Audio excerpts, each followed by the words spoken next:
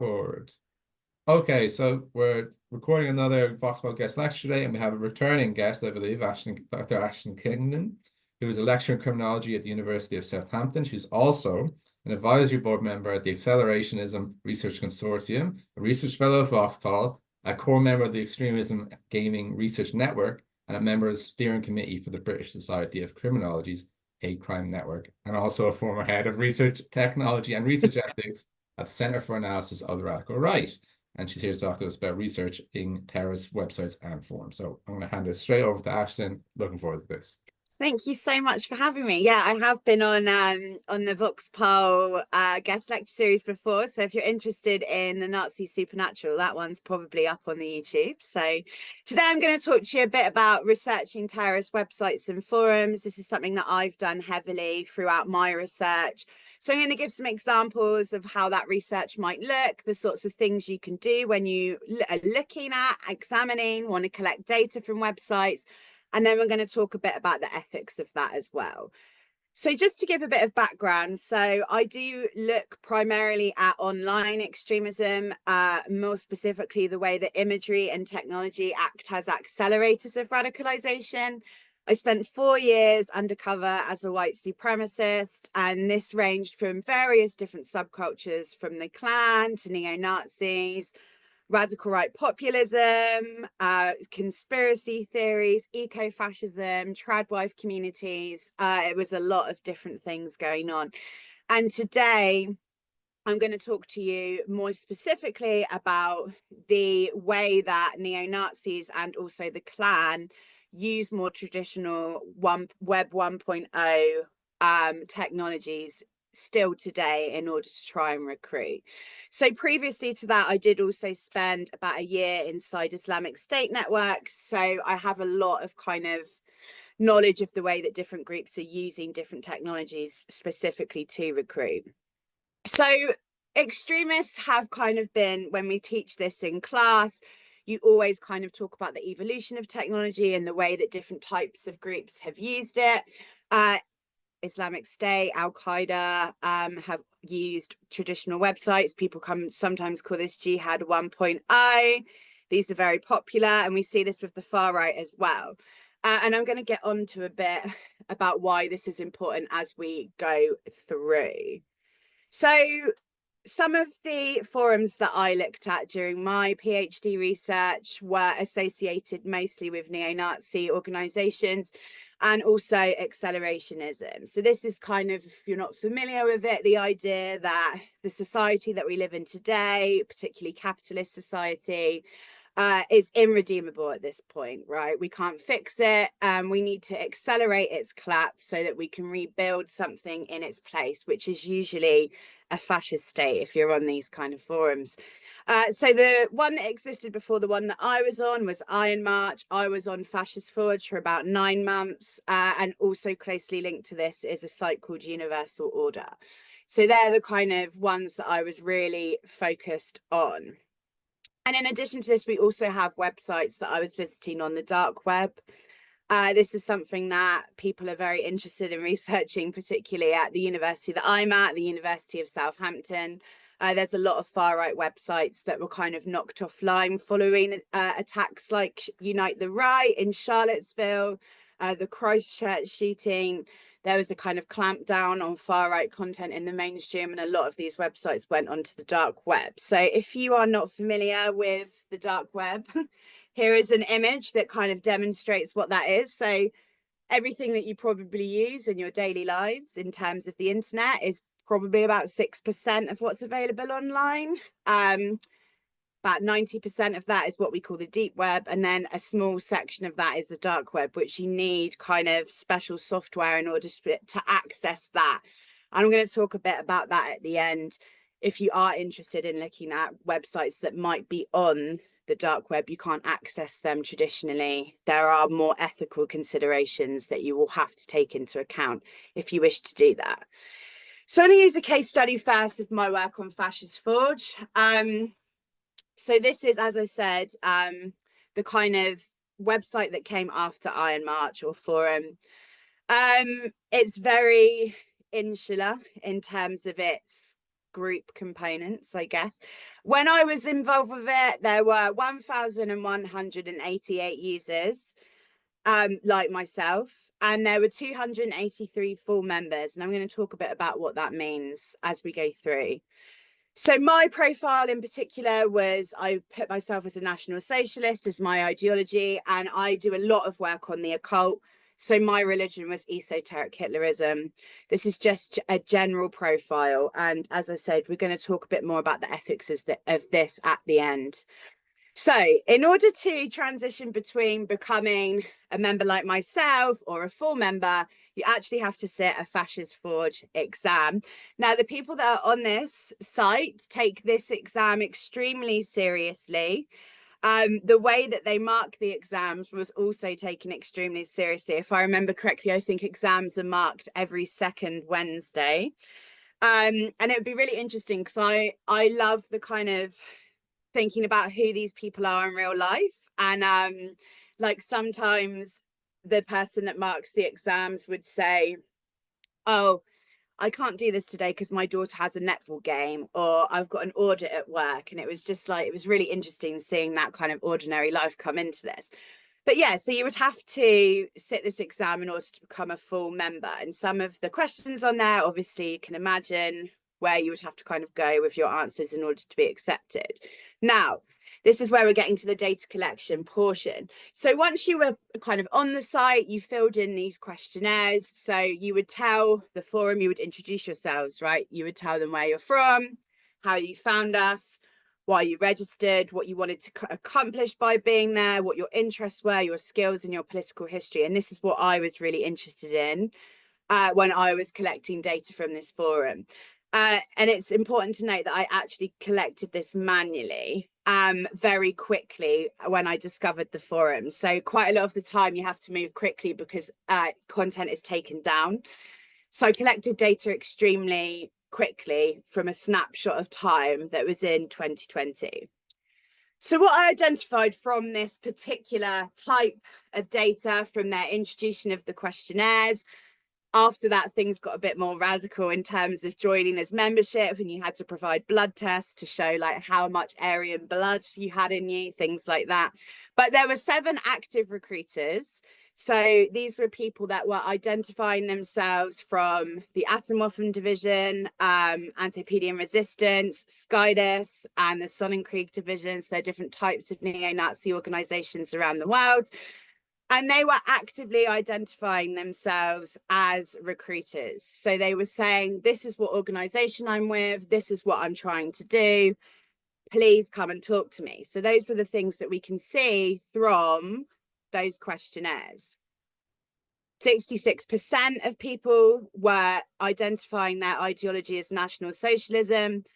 53% were from the US, 31% were from Europe, and the largest religious affiliation was esoteric Hitlerism. So this is, again, some of the data that I got out of these questionnaires. So interestingly, how they get in these forums. So these forums are really out of the way. So they're not very heavily monitored, hence why sometimes Web 1.0 technologies can be more attractive. They kind of fly under the radar sometimes of law enforcement, of tech platform surveillance. So I'm always really interested how people find these platforms, right? So what they came out of that data was a lot of people came from Iron March. So Iron March went down and they transferred to Fascist Forge. A lot of people found it from an internet search. So finding out, trying to Google more about fascism, about Nazism, Discord. So there's a link here heavily with certain Discord servers. Offline friends. So a lot of people already knew each other in personal life, right? So in the offline sphere, and were directed to this website from them. And also friends from the forum. So there would be people that found the forum and then told their friends about it. So this is the main kind of ways that people were identifying how they got onto Fascist Forge. So again, one of the things that I was interested in is how they're selling themselves and how the recruiters might be looking for specific people, what I like to call Tinder for terrorists. So how are you advertising yourself to these people? So 51% of people were specifying that they're physically fit. So there was a huge kind of subculture within this that was focused on you know, traditional masculinity, looking a certain way, eating certain foods, having that type of aesthetic. 47% were interested in survivalism, living off grid in particular, growing your own food, right? There was subcultures within this subculture that were dedicated specifically to this. Interested in history. Okay, so 73 people specifically needed to tell us that they were historians. So quite a lot of the time I see this on far-right platforms that people will be like, I'm only interested in this for a historical reason. Like, I'm interested in the history of the Third Reich or the history of fascism. I'm not a fascist. I just want to know more about it. 55 people were identifying themselves as skilled propagandists. So I can make the propaganda. I have these skills. I'm technologically advanced. I can make all of these fancy aesthetic looking images. 53% of people, 53 members were saying that they were computational. So it might be cybersecurity. I have expertise in this. I work in IT, right? I work in defense, those kind of things. 39 were current or ex-military. 34, again, we're going to the physical fitness here, but 34 people were specifically trained in martial arts. This is where it was getting interesting. So 13 people were talking more about their expertise scientifically in like chemistry or eugenics, and 10 members, again, bilingual. So they could make propaganda and also disseminate propaganda in different languages, right? So these were all the way that they were presenting themselves to potential recruiters through these kind of characteristics. The political history also really interesting for me, particularly because quite a lot of the time we're trying to figure out ideology and how we can kind of get in before people become more exposed to this ideology. So 109 people were what I call lifers. So they had always had these views. Their family had these views. Quite a lot of this time, this is intergenerational. So we see this with the clan as well. Like their family were part of the clan. Now they are. So their family had neo-Nazi views or were involved maybe in movements. And now they have always had them. 66 people were flip-floppers. So that would be people that had either become extremely fascist before being communist, right, or anarchist. So they had gone from the left to the right really quickly. 39 people went through the alt-right, and 25 people flip-flop through there. So essentially, the alt-right on this forum was kind of a gateway for people to become aware of more extreme ideas. And 25 people were alt-right and then moved over into more kind of insidious views. Not that you can really get more insidious in the alt-right anyway. But yeah, that was a key kind of thing that people wanted the website to know as such. And motivating factors. So why are people using this particular forum rather than others, right? Rather than traditional Web 2.0 social media. So everyone said they joined to network. So they, at the time, and this is different now, so you've got to remember the timing of when I was collecting this data, which was 2019, 2020. So it was more kind of a focus on the alt-right white nationalism, right? It was still kind of shocking to hear, really, for me anyway, when I was researching this, it was rare to see really overt anti-Semitism, you know, talking really derogatively about Jewish people. It was more the kind of white nationalist, alt-right, identitarian rhetoric, changing society culturally, Western civilization and all of that. So a lot of the time they felt that they couldn't actually express these views in the mainstream or amongst their friends and family. So they wanted to find people that they could talk about these things in front of. 114 people wanted to connect with like-minded people. So again, people that had these more extreme views. 86 people wanted to expand their knowledge of fascism. 59 were calling for boots on the ground. So this was a really big shift from, you know, online talking to offline mobilization. And because I was on there for about 8 months, you could really see the conversations evolving to like move them offline. And 18 people were calling for acts of terrorism, which is, for such a small sample of people, 288, that is a really huge proportion of people that are openly calling for ideas of how to commit attacks in the physical world. So I want to talk a bit more about how to look at this computationally. How might we use technology to analyze these forums? So as I said, I collected all of this initial data manually, scraping things myself through accounts. Now I'm going to talk a bit about the technology that I've used as well. So here's some of the programs that I've looked at throughout my time, and I'm going to stick with Fascist Forge at the moment as my case study. So one of the tools that I use is Shodan, which is referred to as the world's most dangerous search engine. I teach this in cybersecurity at the university that I'm at. And some of my colleagues just like completely refuse to engage with Shodan. They just think it's evil. I always like to use it because I teach a class and I talk about how everyone needs to like cover up their webcams, like especially now we've got the Internet of Things. So there's webcams and like ways of seeing into your house much more kind of overtly, I guess, than before.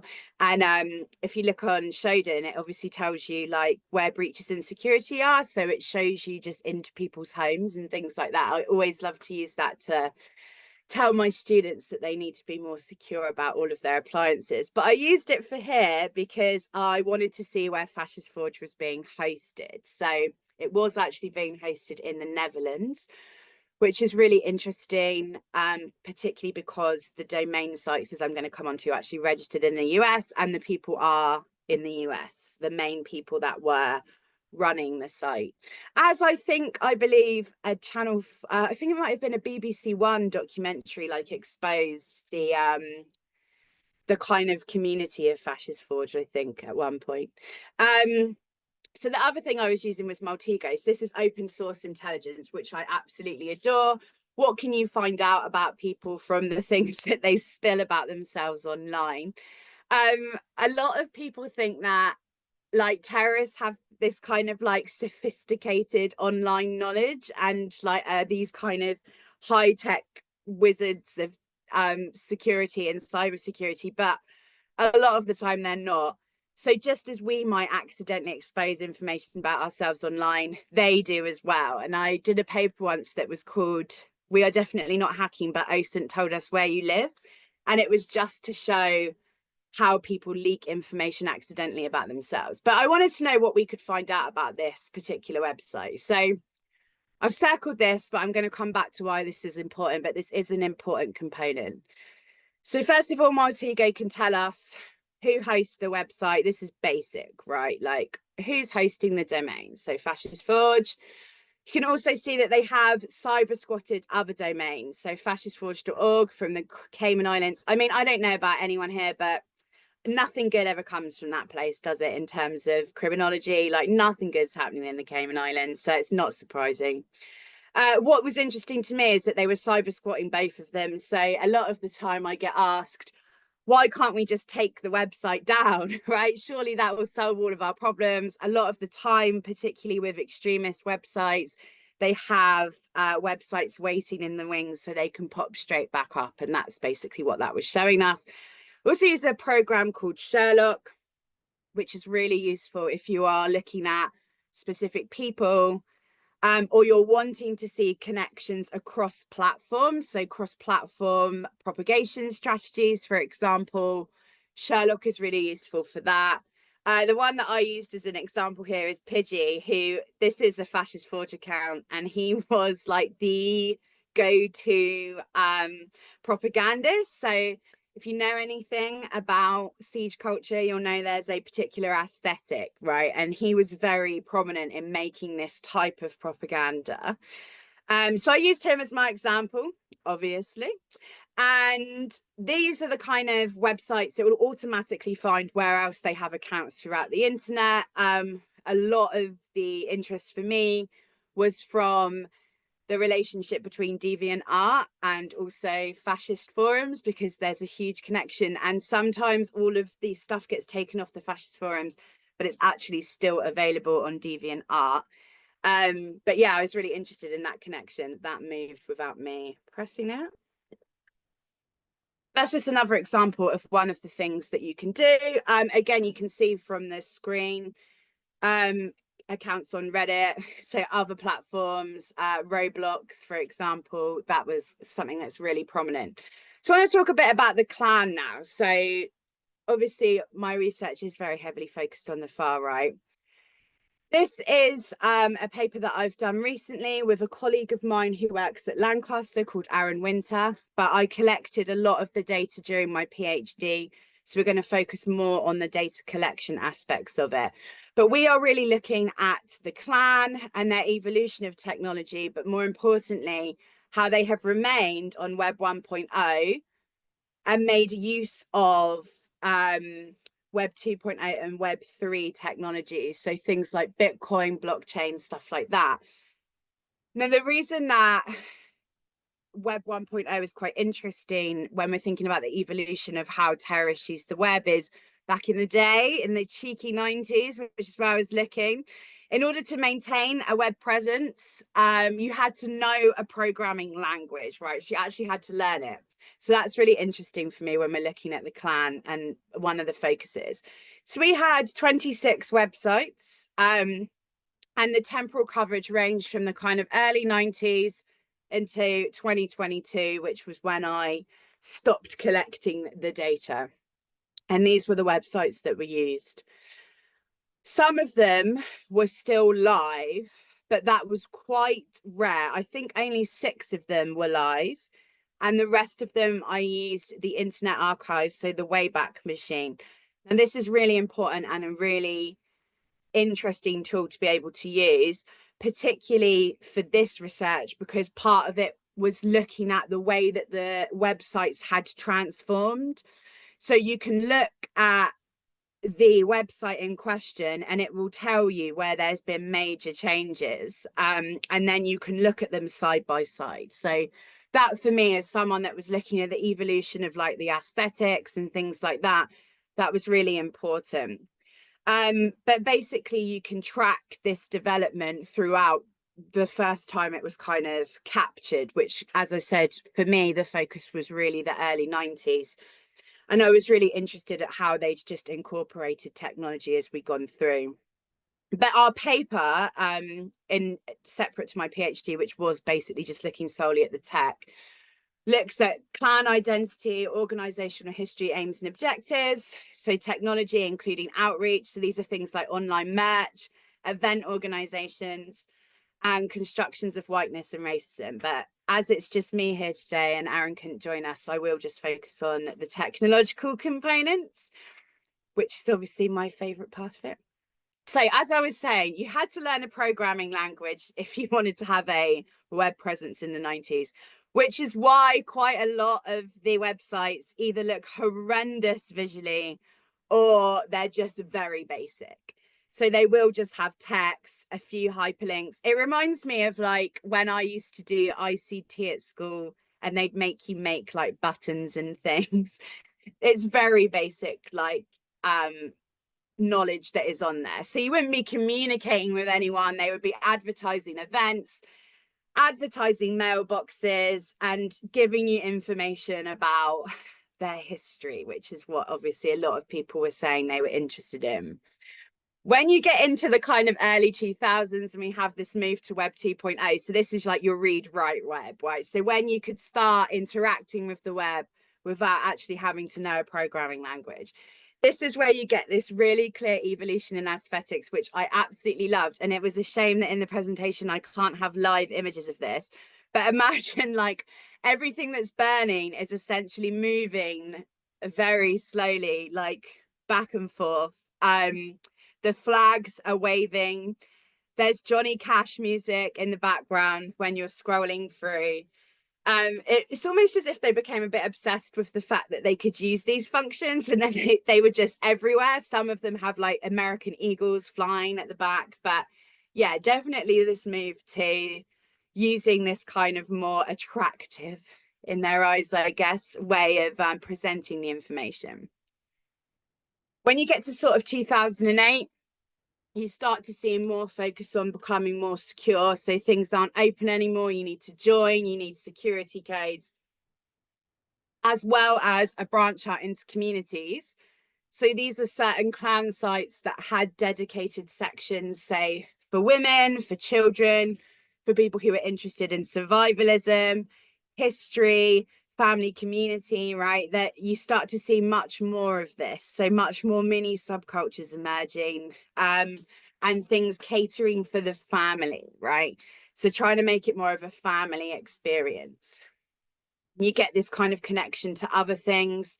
So things like radio, different TV stations, there's this wider kind of network of ways that they're communicating their ideology. And these are all kind of fundamentally within the websites themselves. As I was talking about this movement and kind of taking advantage of different technologies. So one of the things that was interesting about certain clan sites is you can see them evolve with the technology from, you know, asking for you to send a check, right? If you wanted anything, you sent a check to a PO box. Then you would have to put your card details in, right? Credit or debit. And now you're donating and buying things through Bitcoin. There's links there to like SoundCloud, BitChute, right? So there's all of these links going on, not just with utilizing kind of Web3 technologies, but also like connecting with alt tech platforms, which was really interesting to me, particularly because the websites now are quite impressive in terms of the collection of things that are on them. It was interesting to me how they got that out to other people. And one of the ways they do this is through using old school old school methods of communication. So you see the clan still frequently flyer.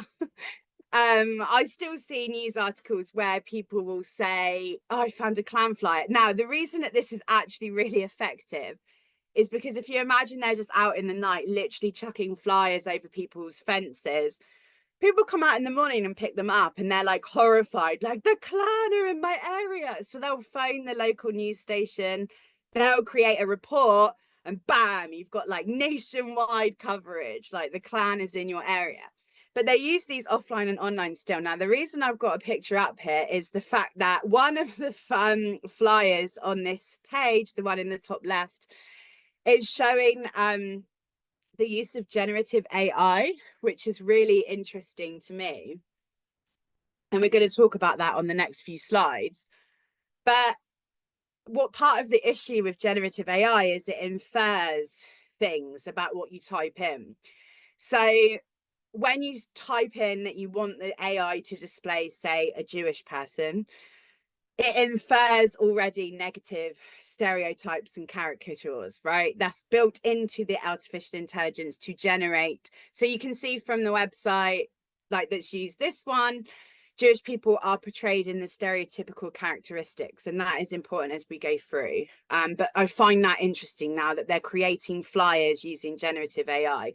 Now, on certain far-right platforms, there's lots of generative AI that you can use. I'm talking hundreds of different types of generative AI. Now, these are 6 examples that I have of where I've asked them to create images of the clan. Now, some of you, if you are into the visual analysis, will notice that they don't necessarily look like the clan, but they might look more like medieval monks. And I don't know this for sure because obviously this is just me guessing, but I don't know if this is more to do with the Christian nationalism kind of aspect that is so heavy on, particularly on alt-right sites like Gab. There's a huge emphasis on Christianity in there, or if it's just got confused, right? If it's just literally like clan, white robe, and that's what's coming up. Depends how much you want to think an AI is intelligent or not.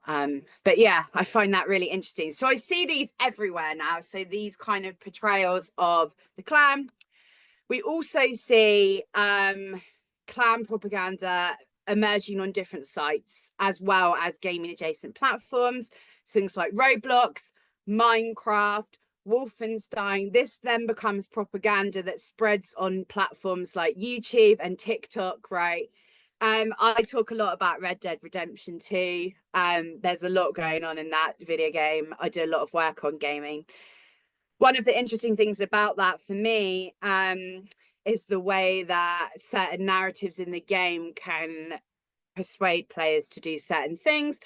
But if you're not familiar with the game, the clan do appear in it, and you see a lot of grassroots kind of propaganda where people are kidnapping people of color and then presenting them to the clan or becoming violent with them in front of the clan. And these images are then providing propaganda that is spread across multiple platforms. One of the key things they do as well is advertise their websites on Gab. So Gab is very famously known for appealing to the far right. So much like in the early days of Islamic State, a lot of the research was looking at the way that they would use mainstream platforms, so like Facebook, Twitter, now X, and they would advertise their telegrams on there. So it'd be like, I need to be in the mainstream, but I also don't want to talk here because I'm at risk of being taken down and surveyed. So they would move them on. So this is something that I see currently on far right platforms, that they are specifically advertising that they're recruiting. So I'm recruiting for the White Christian Brotherhood, or they will advertise their websites, their web domains. So the one that I've circled is a very heavily used one now. It's very popular. And they've got code words in there. So 1483. So some of you might know that's the 14 words, David Lane. A lot of people use 88, so a Hail Hitler. So people use 8. H is the 8th letter of the alphabet. 83 is Hail Christ. So I have numerology in there as well. And as I was saying, there's this kind of cross-platform recruitment strategy going on. Instagram, TikTok, conspiracy theories are spreading around key clans members, historical photos, as I said, pictures and images and clips from games that are being used on TikTok. And then there's obviously people that are within the comments discussing them, leading people onto different sites. It's quite widespread, which for me was interesting because I think I initially assumed that the clan websites would be where they spent most of their energy. But actually, when I was digging into it, there was much more of a kind of widespread propagation strategy. So with that being said, I've spent a lot of time, a lot of years undercover on many different sites, some of which are more risky than others. So I have a collection of things that I like to tell people if you're interested in looking at collecting data, particularly from websites and forums that are associated with terrorists, extremism. There's going to be more ethical implications that come into place. So I have what I call the ethical OPSEC toolbox, so your operational security. Here are some of the key tips that I give to everyone that is doing this type of research. So number one, if you're going to go on the dark web, you have to go through the onion router. Now, if you are interested in the dark web, I recommend collecting data with somebody who is experienced with using that or can provide you with really specific advice on how to use it. I'm going to get onto that, to more things as we go through, but yeah, I wouldn't ever recommend that anyone started collecting data from the dark web without knowing how to navigate it. I also, when I go on the dark web, use hotspot Wi-Fi, mainly because I just don't want any connection to anything that I'm doing. So I try and cover myself as much as possible.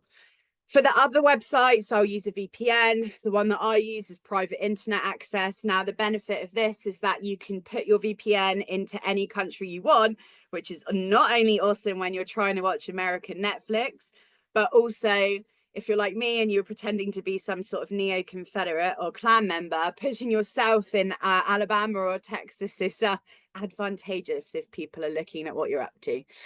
So that's one of the things in terms of keeping you safe. Sock puppet accounts. So as you can imagine, I didn't exactly advertise my own name in all of these forums that I was on. However, if you are collecting research from an academic side of things, there are ethical considerations around deception. So for example, for me, I had components of my real name in my fake accounts, but they weren't my actual name. And I also had on all of my accounts that I was a researcher. So this is a way of avoiding deception, but also you're not saying, hi, my name's Ashton Kingdon and I'm watching all of you. Hi. And this was an interesting thing that I had when I was doing Islamic State research. And it was obviously one of the things that came up in my ethics form, as the ethics committee were like, well, how can you deceive them this way? And I was like, well, I'm not going to tell them like, hi, ISIS, this is my name and address. So you got to be careful, but you also need to try and avoid deception. So dedicated computers, I'm a bit over the top with this in that I have probably about 6, but that's because I've been doing this for years. I have one laptop that I use only for the dark web, and that's got nothing on it at all. Then I have one for data collection for my PhD, one for data collection for other projects, and then a computer that is my own. I wouldn't recommend using a dark web laptop and then purchasing things with your credit card, for example. So having dedicated hardware is important. And that's important that particularly if you're at a university that they can provide you with this. A burner laptop, same thing. So yeah, I have the burner laptop for the dark web and a burner phone for Telegram, because if you have used or are interested in using Telegram, you have to have a number to put in to create a Telegram, and they seem to know if you auto-generate it. So actually this was like such a nostalgic thing for me, by the way, just because it reminded me of my childhood. I have like a Nokia 3310, which was like all the rage back in the day. It's got like a Destiny's Child phone case, and I used that as my burner phone, which was delightful for me to bring those memories back. But yeah, you need to have burner phone. I have encrypted email, which is Proton Mail, and make a list of hard limits or red lines. So this is important as well, because every researcher that looks at online extremism or sensitive material or propaganda will have different things, different limits, things they won't do, things they're willing to do. And that's important that you know your own. For example, for me, I don't get as affected by horrific imagery. So I tend to be someone that researches that more commonly, because people know that I don't really get affected by it. So I'm someone that's more likely to go in and get that kind of footage, whereas some people just flat out won't look at violent imagery. They won't look at Islamic State. They won't look at, you know, certain types of propaganda, videos after mass shootings, for example, attack footage. That's important that you learn that for yourself, particularly if you're rooting around different types of forums that might have different sections of things. Yeah, knowing that for yourself. Personally, for me, I don't look at anything to do with kids or animals. That's just my hard line. The last thing, so this is important from a visual perspective. So always make sure if you're having data from the interweb that you remove any metadata from it. So this is something that you can easily just left click and do on your desktop, but you don't want to be accidentally leading people to the source of propaganda by having anything in there, particularly if you're getting it from a website or a forum. Just making sure all the metadata is removed, any identifiable characteristics, right? Anonymization is really important here, keeping your participants safe. So that is something that I always like to tell people. So yeah, that's all I had. So yeah, if you've got any questions at all, you can find me through my email. And I hope you've enjoyed it and it's been somewhat useful. So thank you for listening. Yeah, thank you very much, Ashton. That was really, really good. Thank you. I think just a few questions before we call it before 11, just to get through it, because something's popped up to me across the sections. Do you ever notice, these are going to be a bit scattered because they're just things that popped up to me, but one of the things I was really interested in was the flip-floppers in the websites, Yeah. especially the anarchist communist flip-floppers. Did you get a sense of like that these were like that was a genuine thing they were witnessing, or was this kind of like you see a lot with far right stories these kind of come to Jesus moments, for lack of a better word. Like, I was a sinner, I was a communist, but now I'm, I was a communist. but now I'm based. Do you know what I mean? Like that kind of level of stuff. And then they get kind of more like credence about it, you know, like, oh, you're one of the good ones now, you've been saved, kind of thing. Did you notice that in your time there, or So was it? actually, so that's a really good question. So the way that it was happening on Fascist Forge was through anti-Semitism. So that was the gateway from that. So Okay. people were like really heavily communist and anarchist their whole lives, and they would tell you stories about protests and like radical offline movements. And then they'd start to, because remember, Fascist Forge is like obviously really integrated with accelerationism. So they're Yeah, really pissed at capitalism. Like these people hate capitalism, which obviously a lot of anarchists do as well, and communists clearly. of course. And they would then be like, I hate capitalism, I hate capitalism. And you'd see this narrative coming out. Like, I got so fed up, I was like, oh, why is this happening? And then they'd be like, wait a minute, who's in control of Of all of course. it? And Yeah. they would have this weird kind of conspiratorial moment where they'd be like introduced to the protocols of Zion or something, and then they'd be like, oh wait, Hang on. I know It what all the makes sense solution is. now. And then they're Yeah. like, oh, the solution is only fascism. And then they'd flip into like the really, because obviously Fascist Forge is just like a prominently anti-Semitic platform. They would just flip into that through that and be like, this is more how think that the world needs to be solved. That makes a lot of sense. Um, the other question I had was about, I talked a bit about DeviantArt and how things stay up on DeviantArt. Is this just a DeviantArt's platform? Because all I know about DeviantArt is that it's just by design has, and it's in the name, has a lot of stuff that people would find obtuse or Deviant. deviant. Yeah. Is it that they're not really moderating their platform, or that they Yeah, just, I mean, even now, because I obviously teach like modules on like this kind of content, you can't get it on, it's been culled from most mainstream platforms. The only place I can get this sort of stuff from now is DeviantArt, Hmm. and it's all still up there. So if you look at like everyone a couple of years ago was interested in Dark Foreigner, and that was like very much on the siege culture platforms, and that you can't get that now. The only place you can get it from is DeviantArt. Very interesting. So it's really interesting that a lot of people that have accounts on DeviantArt, it's been a project that I've been meaning to look at for ages, but it's just not materialized yet. But Hmm. yeah, a lot of people that have accounts on DeviantArt will be also sharing it, or they'll have accounts on Reddit or different platforms, and it's all interlinked. Wow, that's very interesting, considering that like DeviantArt has this kind of, I don't know, like it had a crossover with like Tumblr Spaces for a long time of like this is Yeah, where people could yeah, post their, actually, yeah. on DeviantArt even now, because I've been looking at it recently because I'm doing a project on ecofascism. Hmm. The accounts on DeviantArt will link to Tumblr. I guess Yeah, so maybe, they'll be sharing imagery, and I don't know what. Like I need to maybe I need to talk to someone like Erin from Gift CT or something about this, because I really don't know how that's been under monitored like that. Like it's yeah, just all there.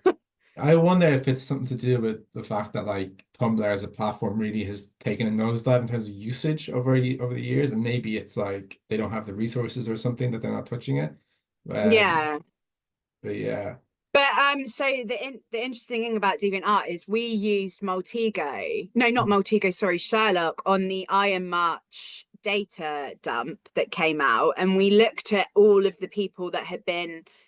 So for just to give some context to people that might not know, so the platform that came before Fascist Forge, there was a kind of docs a couple of years ago where they released all the usernames of people that were on Iron March, and we used that data to see through Sherlock, and a huge portion of them were from DeviantArt. Interesting. That was like a huge thing that came up. I Yeah. mean, yeah, I think you're definitely right. I mean, that'd be an interesting project if you do it. Like, I think it's an understudied platform for sure in terms of like just fascist and weird, like weird imagery, right? It just lives on that Yeah. platform. So, um, okay, two more, then I'll let you go. And the one is related to a project I'm doing right now on kind of far right and conspiracy sites. I'm really interested in how they're funded. And you touched upon it there. Like I've noticed a similar thing. Some of the older websites are like checks, some of them are like Stripe or like debit card, Oh yeah. and then some are crypto. But I noticed, Yeah. did you notice any of them selling merchandise or anything like that Yeah, sorry, I didn't actually include that because that was more of some of Aaron's content. But yeah, so a lot of the sites did have merchant, every single site apart from the very early, and I'm talking one or two in the 90s, they all sold merchandise. Mm, Only a small percentage of this was clan. So actually, if you read the paper, it will have the percentages. I can't remember exactly what they are, but only a small percentage of it was like clan regalia. right. So like here, buy a clan robe, here, buy this patch. Most of it was in the realms of like Confederate flags. And a big thing for me, because obviously my PhD was half history, so it's just a bit more of an interest for me, and like what came through the paper and is going to form another paper is like this weird alternative history that the clan creates. Like, so when they're talking about the history of the clan, which was every single website had a section that was like clan history, it's not, it's the history of the South. Right. So a lot of the websites, I actually have a chapter in my book that's coming out about this, because this is really interesting for me, because a lot of the racist words and narratives are cloaked around like lemon meringue pie and like the way that the antebellum South, like beautiful mansions and plantations, right? Right. And a lot of that was just like, this is our history and we want to preserve it, and we're proud of our heritage, and look at all of these items that you can buy. And of course we're not racist, and of course it's nothing to do with that. It's to do with celebrating our history, and what's wrong with that? Mm, Like, so the merchandise and the events, so the events on the clan sites, like obviously you'd have a few where they'd join up with, like, especially back in the day, with like blood and honor, yeah. and they'd have like joint, like, or like Nordic heritage fairs.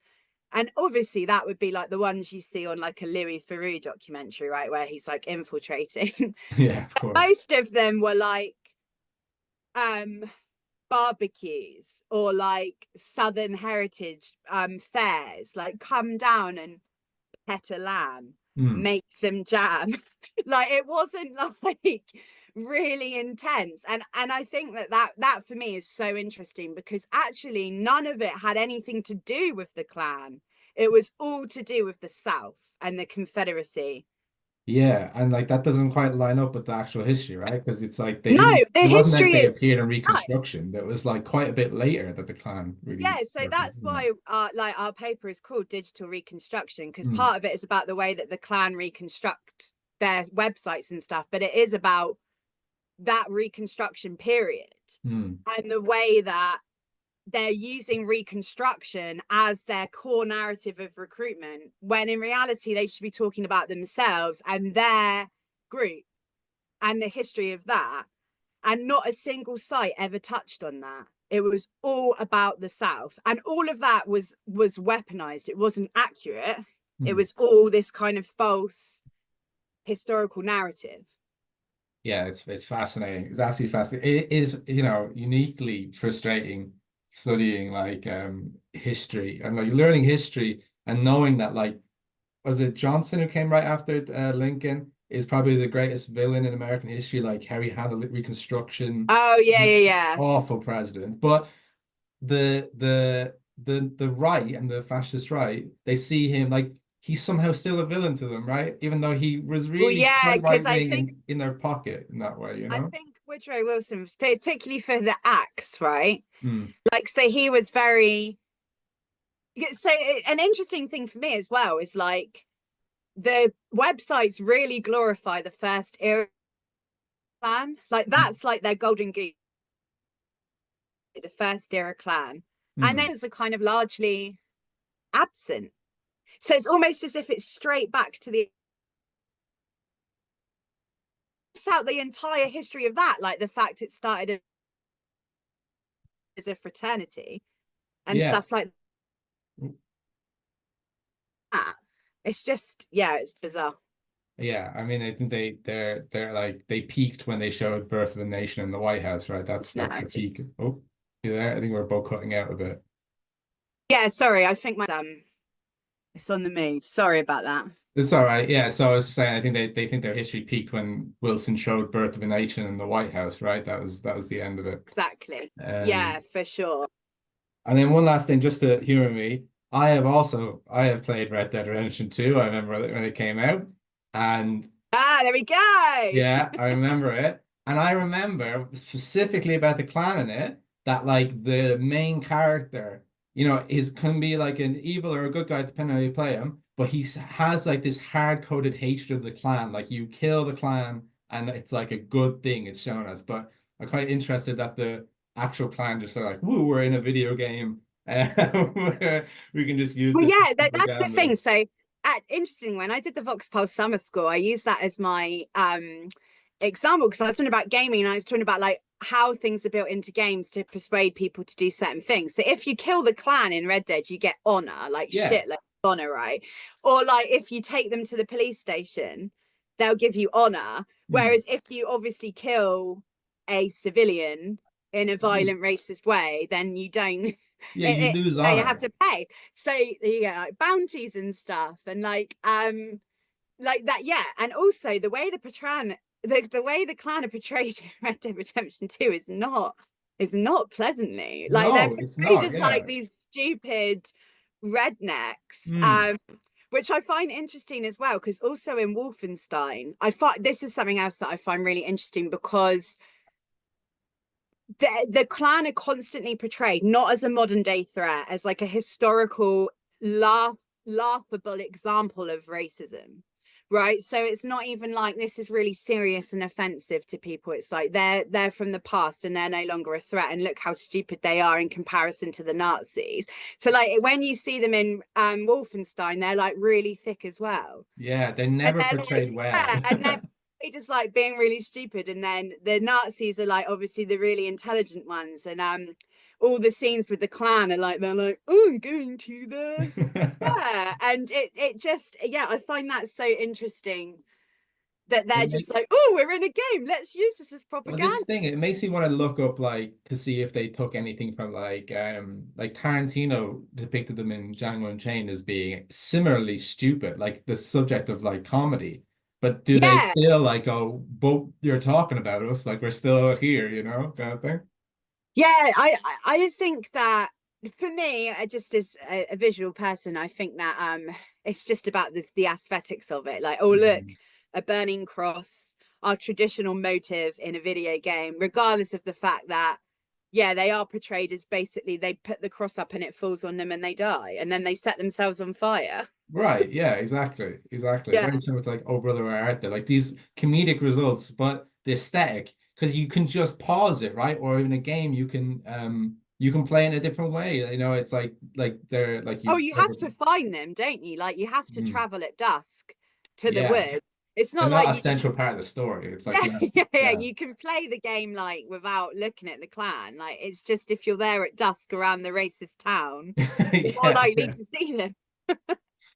All right. I better cut there as we'll just talk all day. I really appreciate again you doing this for us, Ashton. I really appreciate it. It was fascinating stuff. And there was some really good stuff in there that I can't wait to share with my students, especially around like the ethics of OSINT in this field is really important to drive home.